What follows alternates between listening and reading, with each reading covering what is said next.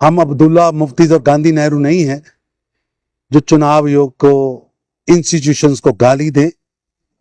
चुनाव आयोग जब भी चुनाव घोषित करेगा, भारतीय जनता पार्टी की जिम्मेवारी राजनीतिक दल के नाते उसमें शामिल होगी। पाकिस्तान ने घुसपैठे कराए हैं, उन घुसपैठियों को बख्शा नहीं जाएगा। हम अपने नागरिकों की रक्षा करना जानते हैं। जो हमारे नागरिकों पर मारने का प्रयास करेगा वो जहन्नुम में जाएगा। लगातार आतंकवाद का समूल नाश किया है।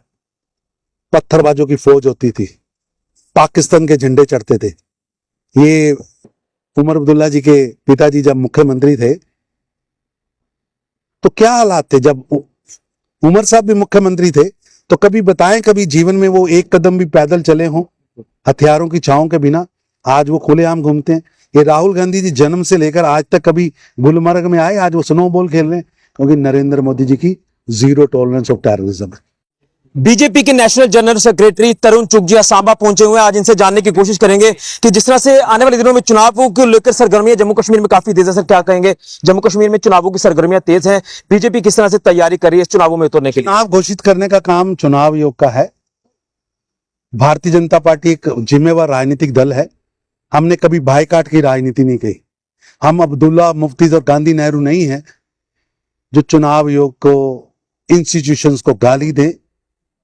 चुनाव आयोग जब भी चुनाव घोषित करेगा, भारतीय जनता पार्टी की जिम्मेवारी राजनीतिक दल के नाते उसमें शामिल होगी। लेकिन क्या लगता है, लगातार दावा किया गया कि जब भी सरकार जम्मू कश्मीर में बनती है वो भाजपा की बनेगी और भाजपा का मुख्यमंत्री हो। भारतीय जनता पार्टी यहां दशकों से काम कर रही है और जिस तरह हमने 35 और 370 तोड़ी है, आतंकवाद के समूल नाश किया है, जम्मू कश्मीर को टेररिज्म कैपिटल से टूरिज्म कैपिटल तक पहुंचाया है, निश्चित रूप से जनता का आशीर्वाद मोदी जी को मिलेगा और मोदी जी की पार्टी, भारतीय जनता पार्टी जो गरीबों के लिए काम करती है, यहां से जीतेगी। लेकिन सर, जो आतंकवाद इस समय एक बड़ा चैलेंज बना हुआ है, आतंकवाद लगातार बढ़ता जा रहा है। जम्मू चंद लोग पाकिस्तान ने घुसपैठे कराए हैं, उन घुसपैठियों को बख्शा नहीं जाएगा। हम अपने नागरिकों की रक्षा करना जानते हैं। जो हमारे नागरिकों पर मारने का प्रयास करेगा वो जहन्नुम में जाएगा। विपक्ष लगातार बात कर रहा है, विपक्ष कह रहा है कि यहां पर बीजेपी नहीं बोल रही है आतंकवाद के मुद्दे पर। क्या कहेंगे इसको? उनको बोलिए, भाजपा ही बोल रही है। भाजपा बोल भी रही है, कर भी रही है। यहां लगातार आतंकवाद का समूल नाश किया है। पत्थरबाजों की फौज होती थी, पाकिस्तान के झंडे चढ़ते थे। ये उमर अब्दुल्ला जी के पिताजी जब मुख्यमंत्री थे तो क्या हालात थे? जब उमर साहब भी मुख्यमंत्री थे तो कभी बताएं, कभी जीवन में वो एक कदम भी पैदल चले हों हथियारों की छांव के बिना? आज वो खुलेआम घूमते हैं।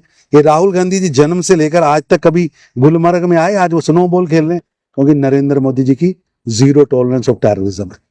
बिल्कुल, तो यहां पर आपने सुना तरुण चुग जी को, भारतीय जनता पार्टी के नेशनल जनरल सेक्रेटरी आज सांबा पहुंचे थे। चुनाव जब भी होते हैं बीजेपी चुनावों के लिए तैयार है और यहां पर मोदी जी ने जो काम किए हैं उन्हीं कामों को देखते हुए जनता जो है वो बीजेपी के ऊपर विश्वास करेगी। और उसी के साथ विपक्ष को भी यहां से जवाब है कि जिनके टेन्योर रहे तब आतंकवाद को लेकर क्या हालात थे, लेकिन आज बीजेपी लगातार अगर बात करें तो केंद्र सरकार जो है कोशिश कर रही है कि यहां से आतंकवाद को पूरी तरह से नेस्तो नाबूद किया जाए, खत्म किया जाए, जिसको लेकर जीरो टॉलरेंस की नीति से यहां पर काम किया जा रहा है आतंकवाद को खत्म करने के लिए। तो अब देखना यह है कि आने वाले दिनों में जब यहां पर चुनाव होते हैं तो चुनावों में किसकी यहां पर जीत होती है, किसकी सरकार यहां बनती है, लेकिन बीजेपी पूरी तरह से आश्वस्त है और कहना है तरुण चुग जी का कि वो लोगों के साथ है। मोदी जी को, जो मोदी जी की नीतियां हैं उन्हीं नीतियों को लेकर लगातार जो है बीजेपी काम कर रही है और लोगों तक ये तमाम आप कह सकते हैं कि योजना है वो पहुंचाई जा रही है और बीजेपी की यहां पर सरकार बनेगी। लेकिन आने वाले दिनों में देखना है कि हालात क्या कुछ कहते हैं। फिलहाल के ऋषि खजुरिया, जेके मीडिया के लिए।